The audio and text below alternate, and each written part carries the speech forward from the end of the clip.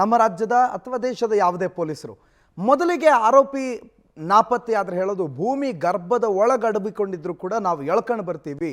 We are Indian police ಅನ್ನುವಂಥ ಪೊಲೀಸರಿಗೆ ಎಲ್ಲ ಪ್ರಕರಣದಲ್ಲಿ ಏನಾಗಿದೆ ಗೊತ್ತಿಲ್ಲ. ಆದರೆ ಪ್ರಜ್ವಲ್ ರೇವಣ್ಣನ ಪ್ರಕರಣದಲ್ಲಿ ಭೂಮಿ ಒಳಗಲ್ಲ, ಭೂಮಿಯ ಮೇಲೆ ಆರಾಮಾಗಿ ಓಡಾಡ್ಕೊಂಡಿರುವಂಥ ಪ್ರಜ್ವಲ್ ರೇವಣ್ಣ ಅನ್ನು ಕೂಡ ಆ ಕ್ಷಣಕ್ಕೆ ಅವರನ್ನು ಹಿಡ್ಕೊಂಡು ಕರ್ಕೊಂಡು ಬರೋವರೆಗೂ ಸಾಧ್ಯ ಆಗಿಲ್ಲ.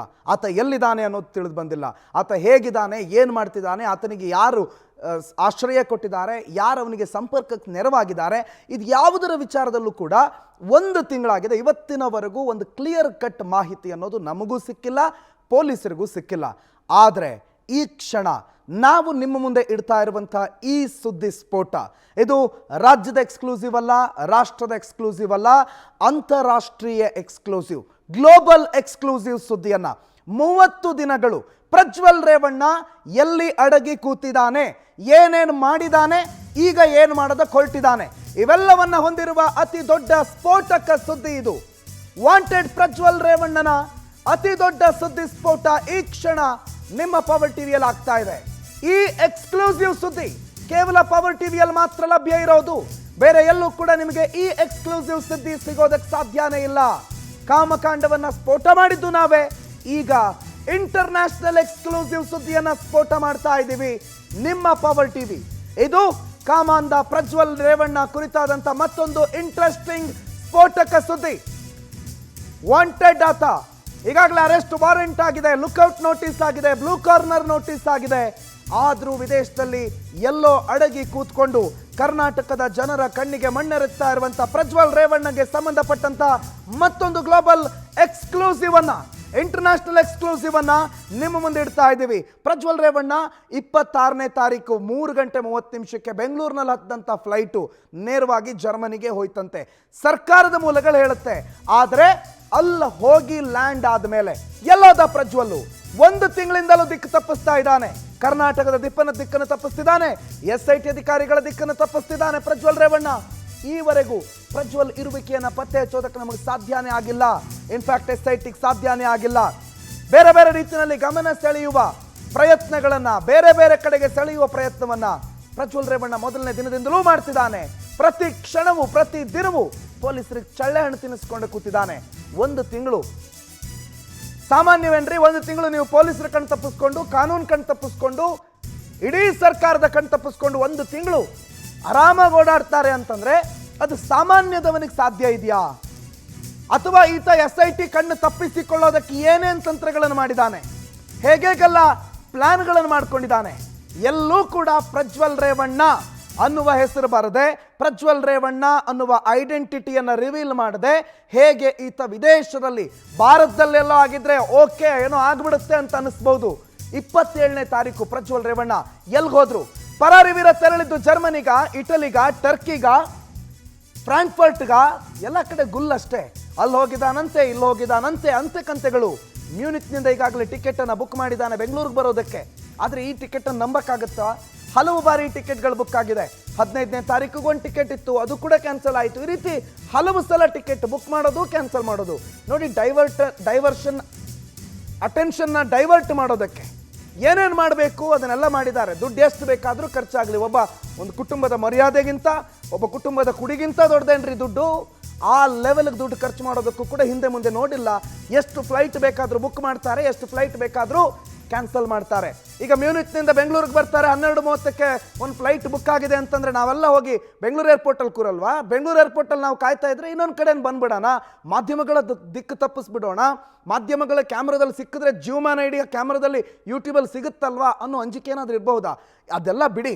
1 ತಿಂಗಳು ಹೇಗೆ ಚಳ್ಳೆ ಹಣ್ಣು ತಿನ್ನಿಸ್ಕೊಂಡು ಓಡಾಡ್ದ, SITಗೆ ಕಣ್ಣಿಗೆ ಮಣ್ಣೆರಚ್ಕೊಂಡು ಓಡಾಡ್ದ, ಇದ್ರ ಬಗ್ಗೆ ನಾವು ಚರ್ಚೆ ಮಾಡೋಣ, ಡಿಸ್ಕಷನ್ ಮಾಡೋಣ. ಅದ್ರ ಜೊತೆಗೆ ಈಗ ಅವನ್ನೆಲ್ಲಿದ್ದಾನೆ, ಏನು ಮಾಡ್ತಿದ್ದಾನೆ, ಯಾರ ಜೊತೆಗಿದ್ದಾನೆ, ಇವೆಲ್ಲವೂ ಕೂಡ ಇವತ್ತಿನ ಈ ಗ್ಲೋಬಲ್ ಎಕ್ಸ್ಕ್ಲೂಸಿವ್ ಅಲ್ಲಿ ಫುಲ್ ಪ್ಯಾಕ್ಟ್ ಆಗಿ ನಿಮ್ಮ ಮುಂದಿಡ್ತೀವಿ. ಅದಕ್ಕಿಂತ ಮೊದಲು ಕಾರ್ಯಕ್ರಮದಲ್ಲಿ ನಮ್ಮ ಜೊತೆಗಿದ್ದಾರೆ ರಾಕೇಶ್ ಶೆಟ್ಟಿ ಸರ್. ಅವರನ್ನ ಮೊದಲಿಗೆ ಕಾರ್ಯಕ್ರಮಕ್ಕೆ ಸ್ವಾಗತ ಮಾಡ್ಕೋತೀನಿ sir. Welcome to the show sir. Sir, abscond ಅಂದಾಗ ವ್ಯಕ್ತಿಯ ಲೊಕೇಶನ್ ತುಂಬಾ ಬಹಳ ಮೇಜರ್ ಆಗುತ್ತೆ. ಇನ್ಫ್ಯಾಕ್ಟ್ ಆತನನ್ನು ಹುಡುಕೋದಕ್ಕಿಂತ ಮೊದಲು ಆತನ ಲೊಕೇಶನ್ ಅನ್ನು ಹುಡುಕ್ತಾರೆ, ಟ್ರ್ಯಾಕ್ ಮಾಡ್ತಾರೆ, ಏನು ಮಾಡ್ತಿದ್ದಾನೆ ಇವೆಲ್ಲವನ್ನು ನೋಡಿ ಅವನ್ನ ಸರೌಂಡ್ ಮಾಡಿ ಕರ್ಕೊಂಡು ಬರೋದು, ಬೇರೆ ಥರದಲ್ಲಿ ಲಾಕ್ ಮಾಡೋದು. ಪೊಲೀಸರು ಹೇಳ್ತಾರಲ್ಲ, ಭೂಮಿಯ ಗರ್ಭದೊಳಗಿದ್ರು ನಾವು ಎಳ್ಕೊಂಬರ್ತೀವಿ, ನಾವು ಅಷ್ಟು ಸ್ಟ್ರಾಂಗು ಅಂತ. ಆದರೆ ಭೂಮಿ ಮೇಲೆ ಓಡಾಡಿಟ್ಕೊಂಡಿರುವಂಥ ಪ್ರಜ್ವಲ್ ರೇವಣ್ಣನೇ ಹಿಡ್ಕೊಂಡು ಬರೋಕ್ಕಾಗಿಲ್ಲ. ಏನು ಸರ್ ಇದು ಕಾನೂನಾ, ಅಧಿಕಾರದ ಮದಾನ, ಕಣ್ಣಿಗೆ ಮಣ್ಣೆರ್ಚಿರೋದಾ, ಇವರ ಮೈಂಡ್ ಚೆನ್ನಾಗಿದೆಯಾ, ಅಥವಾ ಇವ್ರು ಇಷ್ಟು ವರ್ಷ ಅಧಿಕಾರ ಮಾಡಿರೋದ್ರಲ್ಲಿ ಸರ್ಕಾರದ ಕಾನೂನಿನ ಲೂಪ್ ಹೋಲ್ಗಳನ್ನು ತಿಳ್ಕೊಂಡೇ ಇದನ್ನೆಲ್ಲ ಪ್ಲಾನ್ ಮಾಡಿದ್ರಾ? What is this? See this is ಪ್ರಣುತ್ ಹೈ ಪ್ರೊಫೈಲ್ ಕೇಸ್ ಮಾತ್ರ ಅಲ್ಲ, ಇದರಲ್ಲಿ SITಗೆ there is lot of challenges. Yes, ನೀವು ಇದು ಪ್ಲ್ಯಾನ್ ಆಫ್ ಆ್ಯಕ್ಷನ್ಸ್ ನಾವು ಅರ್ಥ ಮಾಡ್ಕೊಬೇಕಿದು. ಏನಕ್ಕೆ ಹಿಡ್ಕೊಂಬಂದಿಲ್ಲ, ಏನಕ್ಕಾಗಿಲ್ಲ, ಪೊಲೀಸವರು ಬಡವರನ್ನಾದರೆ ಬಿಡ್ತಾ ಇದ್ರಾ, ಸಾಮಾನ್ಯ ಜನರನ್ನಾದರೆ ಬಿಡ್ತಾ ಇದ್ರಾ, ಅಥವಾ ಪ್ರಜ್ವಲ್ ರೇವಣ್ಣನನ್ನು ಇನ್ನೂ ಯಾಕೆ ಹಿಡ್ಕೊಂಡು ಬಂದಿಲ್ಲ ಅಂತ ಹೇಳೋದಕ್ಕೆ there is lot of other factors involved in this. Number one Prajwal Revanna ಹುಟ್ಟಿರೋದು ಎಲ್ಲಿ ಅಂತ ನಿಮ್ಗೆಲ್ರಿಗೆ ಗೊತ್ತು. ಅದು ನಾವು ಹುಟ್ಟುವಂಥ ಜಾಗ ಅಲ್ಲ ಅದು 100 ಜನ್ಮದಿಂದ ಪುಣ್ಯ ಮಾಡಿಯೋ ಪಾಪ ಮಾಡಿಯೋ ಗೊತ್ತಿಲ್ಲ. ಈಗ ನಮ್ಗೆ ಅನಿಸುತ್ತೆ ಪಾಪ ಮಾಡಿ ಅಂತ, ಮುಂಚೆ ನಾವು ಎಣಿಸ್ತಾ ಇದ್ವಿ ಪುಣ್ಯ ಮಾಡಿ ಹುಟ್ಟಿರ್ತಾನೆ ಅಂತ. ಈಗ ನೋಡಿದ್ರೆ ನಮ್ಗೆ ಗೊತ್ತಾಗುತ್ತೆ ಏನು ಮಾಡಿದರೆ ಅಲ್ಲಿ ಹುಟ್ಟುದು ಅಂತ ನಮಗೆ ಗೊತ್ತಾಗಿದೆ. ಹೆಂಗೋ ಹುಟ್ಟುಬಿಟ್ಟಿದ್ದಾನೆ ಅಲ್ಲಿ. ಅದೇ ಹೇಳ್ತಾರಲ್ಲ, ಒಂದು ಏನದು ವಿಕೃತಕಾಮಿ ಜನಿಸಿದ್ದನು ಅವತರಿಸಿದ್ದನು, ದಟ್ ಈಸ್ ಡಿಫರೆಂಟ್. ಇಲ್ಲಿ ಚಾಲೆಂಜಸ್ ನಾವು ಹೇಳ್ತೀವಿ. ಫಸ್ಟ್ ಆಫ್ ಆಲ್ ಅವನನ್ನು ಹೋಗ್ಲಿಕ್ಕೆ ಯಾಕೆ ಬಿಟ್ಟರು ಅಂತ ಕಾಮನ್ ಪರ್ಸನ್ಸ್, ಜನಸಾಮಾನ್ಯರು ಇದನ್ನು ಅರ್ಥ ಮಾಡ್ಕೊಳ್ಬೇಕು. ಹೋಗ್ಲಿಕ್ಕೆ ಯಾಕೆ ಬಿಟ್ಟರು ಅಂದರೆ ಸಂತ್ರಸ್ತರು ಯಾರು ಕಂಪ್ಲೇಂಟ್ ಕೊಟ್ಟಿಲ್ಲ. ಮಹಿಳಾ ಆಯೋಗಕ್ಕೆ, ಕರ್ನಾಟಕದ ಮಹಿಳಾ ಆಯೋಗಕ್ಕೆ ಥರ್ಡ್ ಪರ್ಸನ್ಸ್ ಅಂದರೆ ಬೇರೆ ಬೇರೆ ಮಹಿಳಾ ಒಕ್ಕೂಟಗಳು ಅಥವಾ ಒಂದೆರಡು ಸಾಮಾಜಿಕ ಕಾರ್ಯಕರ್ತರು ಮತ್ತು ಭಗತ್ ಸಿಂಗ್ ಅರುಣ್ ಅವರು ಇಂಥವರು ಕಂಪ್ಲೇಂಟ್ ಕೊಡ್ತಾರೆ. ಯಾರೂ ಒಂದು ಸಂತ್ರಸ್ತೆಯವರು ಬಂದು ಅಲ್ಲಿ ಕಂಪ್ಲೇಂಟ್ ಕೊಟ್ಟಿರಲ್ಲ. ಕಂಪ್ಲೇಂಟ್ ಕೊಟ್ಟರೆ ಆಯೋಗ ಏನು ಮಾಡುತ್ತೆ, ಇಂಥದ್ದೊಂದು CD ಇದೆ, ಎರಡನ್ನೂ ಆಯೋಗ ವೆರಿ ಕ್ಲಿಯರ್ಲಾಗಿ ಹೇಳುತ್ತೆ. ನಿಮ್ಮ ನಾಗಲಕ್ಷ್ಮಿ ಚೌಧರಿ ಅವರು ನೋಡಿದರೆ ಅವರು ಎರಡು ಕ್ಲಿಯರಾಗಿ ಬರೀತಾರೆ. ಒಂದು, ಈ ವಿಡಿಯೋಗ್ರಾಫ್ ಮಾಡಿದವನನ್ನು ಶಿಕ್ಷೆ ಆಗಬೇಕು. ಸೇಮ್ ಟೈಮು ಈ ಪಿಕ್ಚರನ್ನೆಲ್ಲ ಯಾರೆಲ್ಲ ಬೀದಿಯಲ್ಲಿ ಡಿಸ್ಟ್ರಿಬ್ಯೂಟ್ ಮಾಡ್ತಾ ಇದ್ದಾರಲ್ಲ ಅವರಿಗೂ ಸರಿ ಸಮಾನವಾದ ಶಿಕ್ಷೆ ಆಗಬೇಕು. ಇದಕ್ಕೊಂದು ಸ್ಪೆಷಲ್ ಇನ್ವೆಸ್ಟಿಗೇಷನ್ ಟೀಮ್ ಮಾಡಿ ಅಂತ CMಗೆ ಬರೀತಾರೆ. ಹಿಯರ್ ಇನ್ವೆಸ್ಟಿಗೇಷನ್ಸ್ ಈ ರಿಕ್ವೆಸ್ಟೆಡ್ ನಾಟ್ ಓನ್ಲಿ ಟು ರೇವಣ್ಣನ ಮಗ ಅಥವಾ ಪ್ರಜ್ವಲ್ ರೇವಣ್ಣ ಅಂತ ಎಲ್ಲೂ ಹೇಳಲ್ಲ ಅವರು. ಇಂಥ ಒಂದು ಕಂಪ್ಲೇಂಟ್ ಬಂದಿದೆ, ಇವರ ಮಗ ಅಂತ ಹೇಳ್ಕೊತಾ ಇದ್ದಾರೆ. ಸೇಮ್ ಟೈಮು ಇದನ್ನು ತಡಿಬೇಕು, ಯಾವುದು ಡಿಸ್ಟ್ರಿಬ್ಯೂಷನ್ ಆಫ್ ಪೆನ್ಡ್ರೈವ್ಗಳು ಅದನ್ನು ತಡಿಬೇಕು ಅಂತೇಳಿ ಆಯೋಗಕ್ಕೆ based on her request, her letter CM SIT ರಚನೆ ಮಾಡ್ತಾರೆ, ಫಾರ್ಮ್ ಆಗುತ್ತೆ. ಅಲ್ಲಿವರೆಗೆ is not accused. There is no, ಅಲ್ಲಿ ಅವನು ವಿಡಿಯೋ ಅಂತ ಹೇಳಿದ್ರೆ ಚಿಕ್ಕಪ್ಪ ಹೇಳ್ತಾ ಇಲ್ವಾ ಅಲ್ಲಿ ಅವನ ಮುಖನೇ ಇಲ್ಲ ಅಂತ. How government can decide? ಇವ್ರು ಹೇಳ್ತಾರಲ್ಲ ಹೋಗ್ಲಿಕ್ಕೆ ಬಿಟ್ರು. How government can decide without investigation ಅದು ಪ್ರಜ್ವಲ್ದೆ ಅಂತ ಊರವರೆಲ್ಲ ಹೇಳಿದ ಕೂಡಲೇ ಅದು ಪ್ರಜ್ವಲ್ ಆಗಬೇಕಂತ ಏನಾದರೂ ಇದೆನಾ? ಇಲ್ಲ. ಅಲ್ಲಿವರೆಗೆ ನಮ್ಮಲ್ಲಿ ಸಂತ್ರಸ್ತರು ಯಾವಾಗ ಬಂದರು, ಇಬ್ಬರು ತಾಯಿ ಮಗಳು, ಅವರು ಬಂದು ಯಾವಾಗ ಇಲ್ಲಿ ನಮ್ಮ ಸ್ಟುಡಿಯೋದಲ್ಲಿ ಬಂದು ತಮ್ಮ ಇಂಟರ್ವ್ಯೂವನ್ನು ಕೊಟ್ಟರು, ಹೇಳಿಕೆಯನ್ನು ದಾಖಲಿಸಿದರು, ಅದರ ನಂತರ they went to SIT and given a complaint. ಅವರು ನಮ್ಮ ಸ್ಟುಡಿಯೋದಲ್ಲೇ ಹೇಳ್ತಾರೆ, ನಾವು ಕಂಪ್ಲೇಂಟ್ ಕೊಡಲಿಕ್ಕೆ ರೆಡಿ ಇದ್ದೀವಿ, ನಾವು ಹೋಗ್ತೀವಿ, ನಾವು ಸತ್ರು ಪರವಾಗಿಲ್ಲ, ಇನ್ನೂ ಅಮಾಯಕರಿಗೆ ಇದರಲ್ಲಿ ನೋವಾಗಬಾರ್ದು, ಎಲ್ರಿಗೆ ಜಸ್ಟಿಸ್ ಸಿಗಬೇಕು ಅನ್ನೋ ಒಂದು ಮನಸ್ಥಿತಿಗೆ ಅವರು ತಲುಪಿರ್ತಾರೆ. ಆಗಲೇ ಅಲ್ಲಿಂದ ಶುರು ಆಗುತ್ತೆ. ಅಲ್ಲಿವರೆಗೆ ಇವನಿಗೆ ಗೊತ್ತಾಗಿರುತ್ತೆ SIT ಫಾರ್ಮ್ ಆದ ಕೂಡಲೇ ಇನ್ನು ನನ್ನ ಮೇಲೆ FIR ಆಗ್ಬೋದು ಅಂತ. ತನ್ನ ಮಾವ ಅಂತ್ಯಕ್ರಿಯೆ ಇರುತ್ತೆ 12ವರೆಗೆ, 3:30 ಗಂಟೆಗೆ ಯಾಸಾಮಿ ಪರಾರಿ ಆಗ್ತಾನೆ. Here government is done their perfect job. FIR ಆದ ಕೂಡಲೇ ಇವರು ತಗೊಂಡೋಗಿ ಲುಕ್ಔಟ್ ನೋಟಿಸ್ ಹಾಕ್ತಾರೆ. ಕರೆಕ್ಟ್? ಯಾಕಂದರೆ ಬಂದ ಕೂಡಲೇ ಎಲ್ಲಿಯಾದರೂ ಭಾರತದ ಏರ್ಪೋರ್ಟ್ಗೆ ಬಂದರೆ ಅವನನ್ನು ನಮ್ಮ ಕಸ್ಟಡಿಗೆ ಕೊಡಿ, ನಮಗೆ ಅವನು ಇನ್ಕ್ವೈರಿಗೆ ಅಗತ್ಯ ಇದೆ. ನೋಟಿಸ್ ಕೊಡ್ತಾರೆ. ನೋಟಿಸ್ಗೆ ಎಕ್ಸಲ್ಲಿ ಶ್ರೀ ಅವರು ರಿಪ್ಲೈ ಮಾಡ್ತಾರೆ, ನನಗೆ ನೋಟಿಸ್ ತಲುಪಿದೆ ಅಂತ ಅವರೇ ಹೇಳ್ತಾರೆ, ತಲುಪಿದೆ ನನಗೆ ಗೊತ್ತಾಗಿದೆ ಅಂತ ಹೇಳ್ತಾರೆ. ಮತ್ತು ಅವರೇ ಹೇಳ್ತಾರಲ್ಲ, ಯೂಟ್ಯೂಬಲ್ಲಿ ನೋಡಿರ್ತಾರೆ, ಅಲ್ಲಿ ನೋಡಿರ್ತೀನಿ, ಇಲ್ಲಿ ನೋಡ್ತಾರೆ. That is number 1. ನಂಬರ್ 2, ಇವರು ಪಲಾಯನಗೈದ ಪಾಸ್ಪೋರ್ಟ್ ಯಾವುದು? It's called diplomatic passport. Diplomatic passport ಅಂದರೆ ಸಂಸದರಿಗೆ ಅಥವಾ ಅಂಬಾಸಿಡರ್ಗಳಿಗೆ, ರಾಯಭಾರಿಗಳಿಗೆ, VVIPಗಳಿಗೆ ಸೆಂಟ್ರಲ್ ಗೌರ್ಮೆಂಟು ಕೊಡುವಂಥ ಗೌರ್ಮೆಂಟ್. ಬೇರೆ ಇಮಿಡಿಯೇಟ್ ಅವನಿಗೆ ಹೋಗಬೇಕು, ಅದಕ್ಕೆ ವೀಸಾದ ಅಗತ್ಯ ಇಲ್ಲ. They have A VVIP pass out through airports. ಇದೆಲ್ಲ ಅವರಿಗೆ ಡಿಪ್ಲೊಮ್ಯಾಟಿಕ್ ಪಾಸ್ಪೋರ್ಟ್. ನಂಬರ್ 2, ಅವನು ಇಲ್ಲಿಯ ಫೋನ್ ಇಟ್ಕೊಂಡು ಹೋಗಿಲ್ಲ. ನೀವು ಹೇಳ್ತೀರಿ ಲೊಕೇಶನ್ ಟ್ರೇಸ್ ಔಟ್ ಮಾಡಿದ್ರಿ. ಎಸ್, ಈಗ ನೋಡಿದ್ರೆ ನೀವು ನೀರವ್ ಮೋದಿದು ಲೊಕೇಶನ್ ಸಿಗುತ್ತೆ ನಿಮಗೆ, ವಿಜಯ್ ಮಲ್ಯದು ಲೊಕೇಶನ್ ಸಿಗುತ್ತೆ, ಆ ಕಡೆ ಚಾಕ್ಸಿ ಲೊಕೇಶನ್ನು ಸಿಗುತ್ತೆ. ನೀವು ಎಷ್ಟೋ ಜನರ ದಾವ್ದು ಲೊಕೇಶನ್ನು ಎಲ್ಲಿ ಅಂತ ಗೊತ್ತಿದೆ. ಹೌದು. ಮೋಸ್ಟ್ ವಾಂಟೆಡ್ ಕ್ರಿಮಿನಲ್ ಬಾಂಬೆ ಬ್ಲಾಸ್ಟಲ್ಲಿ ಬೇಕಾದಂಥವರು ಎಲ್ಲಿದ್ದಾರೆ ಅಂತ ನಮಗೆ ಗೊತ್ತು. 26/11 ಅವರು ಎಲ್ಲಿದ್ದಾರೆ ಅಂತ ಗೊತ್ತು. ಈವನ್ ಅಮೆರಿಕಕ್ಕೂ ಗೊತ್ತಿತ್ತು ಬಿಲ್ ಲ್ಯಾಡನ್ ಎಲ್ಲಿದ್ದಾನೆ ಅಂತ. It's not only, there is a international law and treaty.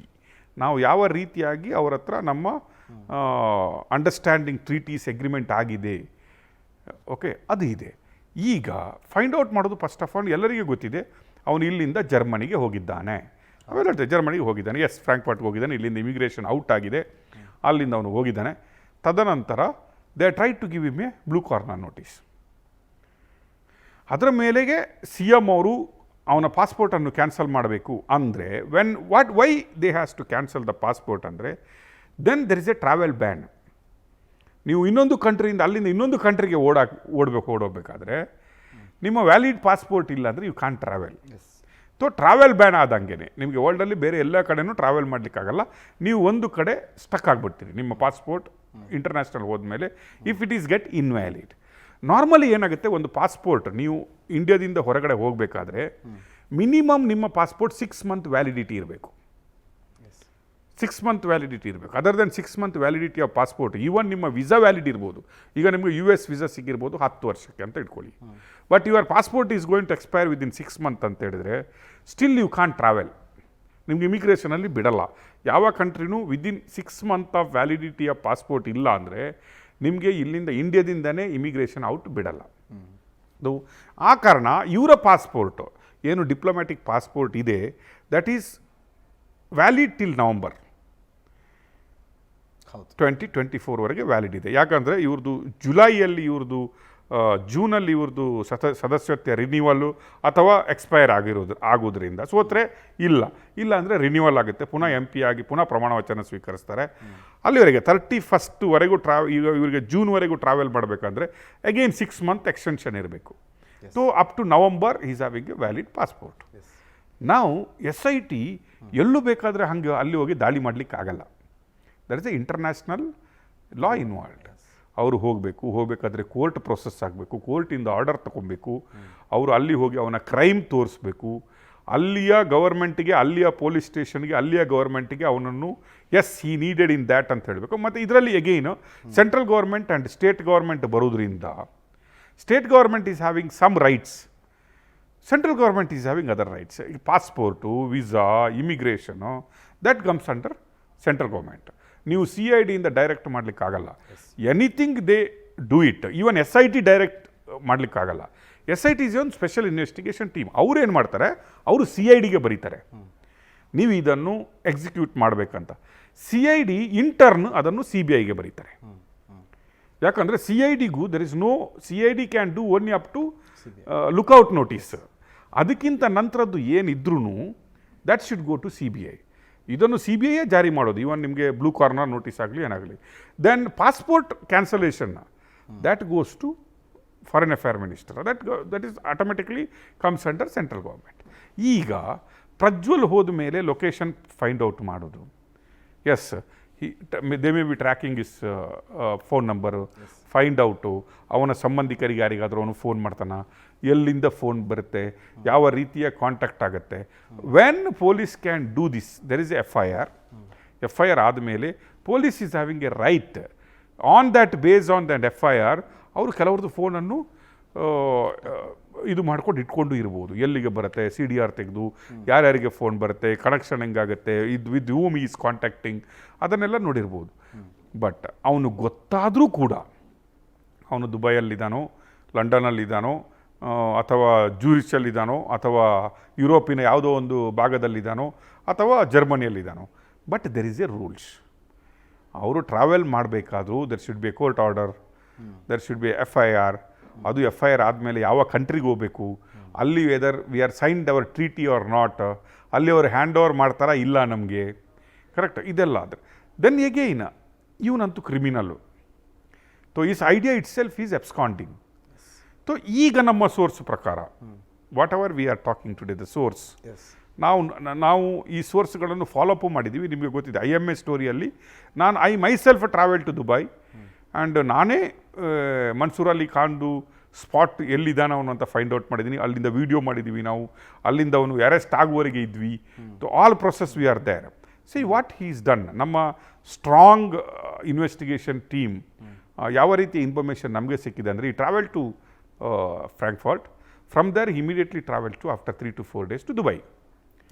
ದುಬೈಗೆ ಬಂದ Prajwal he stayed in a Palm Jumeirah, ಅಲ್ಲಿ ಒಬ್ಬರೊಟ್ಟಿಗೆ ಇದ್ದ. ದೆನ್ ದೇ ಅಂಡರ್ಸ್ಟುಡ್, ಅವರೊಟ್ಟಿಗೆ ಹಾಸನದ 3 ಜನನೂ ಹುಡುಗರು ಇದ್ದಾರೆ. ಅಲ್ಲಿಂದ he shifted his location to Marina ಅಂತ ಒಂದು ಬೀಚ್ ಇದೆ. If you can see there is a big buildings, ನೀವು ಹೈ ಫ್ಲೋರ್ ರೆಸಿಡೆನ್ಷಿಯಲ್ ಟವರ್ಸ್ ಏನಾದಿದ್ದರೆ ದಟ್ ಈಸ್ ದುಬೈಯಲ್ಲಿ ಮರೀನಾ ಬೀಚ್ ಅಂತ ಹೇಳ್ತಾರೆ. ಮರೀನಾದಲ್ಲಿ there is a JLT towers 1, 2, 3 big JLT tower. In that ದೇವೇಗೌಡರಿಗೆ ನಿಮಗೆ ದುಡ್ಡಿದ್ದವರು ಕಾಂಟ್ಯಾಕ್ಟ್ ಏನಿಲ್ಲ ಅಂತೆಲ್ಲ. ದೇವೇಗೌಡರು ಸೀಟ್ ಕೊಡೋದು ದುಡ್ಡಿದ್ದವರಿಗೇ, MLC ಮಾಡೋದು ದುಡ್ಡಿದ್ದವರಿಗೇ, ರಾಜ್ಯಸಭಾ ಮಾಡೋದು ದುಡ್ಡಿದ್ದವರಿಗೇ, ಮತ್ತು general secretary, national general secretary, national presidents ಎಲ್ಲ ದುಡ್ಡಿದ್ದವರೇ ಆಗೋದು. ಸೊ ಅದನ್ನು ನಾವು ಹೇಳೋದಲ್ಲ. ಯಾರು ಹೇಳಿದ್ದೇಳಿ? ಪ್ರಜ್ವಲ್ ರೇವಣ್ಣ ಹೇಳಾರೆ. ಸೂಟ್ ಕೇಸ್ ಕೊಟ್ಟರೆ ನಮ್ಮ ಪಾರ್ಟಿಯಲ್ಲಿ ಏನಾಗಿದೆ. ಈಗ ಅವರು ಅಲ್ಲಿರುವುದು ಕೂಡ ಒಂದು ಸೂಟ್ ಕೇಸ್ ಪಾರ್ಟಿ ಒಟ್ಟಿಗೆ ಇದ್ದಾರೆ ಅನ್ನುವ ಸ್ಟ್ರಾಂಗ್ ಮಾಹಿತಿ. ಸೊ ನಮ್ಮ ಸೋರ್ಸ್ ಪ್ರಕಾರ ಸ್ಟ್ರಾಂಗ್ ಮಾಹಿತಿ ಇದೆ. ನಾವು ಇಟ್ಸ್ ಎ ಪೂಲಿಶಿಂಗ್, ಲೈಕ್ ನಾನು ಫ್ರಾಂಕ್ಫರ್ಟಿಂದ ಬರ್ತೀನಿ, ಯಾವುದೋ ಒಂದು ಟಿಕೆಟ್ ಬಿಡೋದು, 10 ಸಲ ಕ್ಯಾನ್ಸಲ್ ಮಾಡೋದು. ನಮ್ಮಂಥವರೆಲ್ಲ ಹೋಗ್ಬಿಟ್ಟು ಏರ್ಪೋರ್ಟಲ್ಲಿ ಅವನನ್ನು ಕಾಯುವುದು, ರೆಡ್ ಕಾರ್ಪೆಟ್ ಹಾಕ್ಕೊಂಡು ಬರ್ತಾನೆ, ಮಹಾಧೀರ ರಣಧೀರ ಅಶ್ವಮೇಧ ಯಾಗ ಮುಗಿಸ್ಕೊಂಡು ಕುದುರೆ ವಾಪಸ್ ಬರ್ತಾ ಇದೆ. ನಾವು ಗೆಲ್ಲುವ ಕುದುರೆನ ಸೋಲುವ ಕುದುರೆನ ಗೊತ್ತಿಲ್ಲ, but it is coming, let us welcome ಅನ್ನುವ ಮೂಡಲ್ಲಿರುವುದು. ಬಟ್ ಮೈ ಸ್ಟ್ರಾಂಗ್ ಸೋರ್ಸ್ ಹೇಳುವ ಪ್ರಕಾರ is in JLT enjoying his life. Food ಹೊರಗಡೆಯಿಂದ ಹೋಗುತ್ತೆ, ಮುದ್ದೆನೂ ಅನ್ನ ತರಿಸ್ಕೋತಾರೆ, ಆರಾಮಾಗಿದ್ದಾರೆ, ತಿರುಗಾಡ್ತಾ ಇದ್ದಾರೆ. Okay, no issues. Is enjoying very calmly, coolly. There is no depression, there is nothing. ಯಾವ ಪಶ್ಚಾತ್ತಾಪದ ಕಳೆ ಅದು ವಿಡಿಯೋದಲ್ಲಿ ಇರಲಿಲ್ಲ. ಪಶ್ಚಾತ್ತಾಪದ ಕಳೆ as per me, there is one flight ನಿಮಗೆ ದುಬೈಯಿಂದ ನಾಳೆ ರಾತ್ರಿ ಅಂದರೆ ನಾಳ್ದು early morning, late night tomorrow ಅಂದರೆ 3:30ಗೆ ಒಂದು ಫ್ಲೈಟ್ ಹೊರಡುತ್ತೆ ಎಮಿರೇಟ್ಸಲ್ಲಿ ಬಿಸ್ನೆಸ್ ಕ್ಲಾಸಲ್ಲಿ, ಅಥವಾ ಅವರು ಫಸ್ಟ್ ಕ್ಲಾಸಲ್ಲಿ ಹತ್ತಿದ್ರೆ ಅದು ಬೆಂಗಳೂರು ಏರ್ಪೋರ್ಟ್ಗೆ 8:30ಗೆ ಬಂದು ಲ್ಯಾಂಡ್ ಆಗುತ್ತೆ.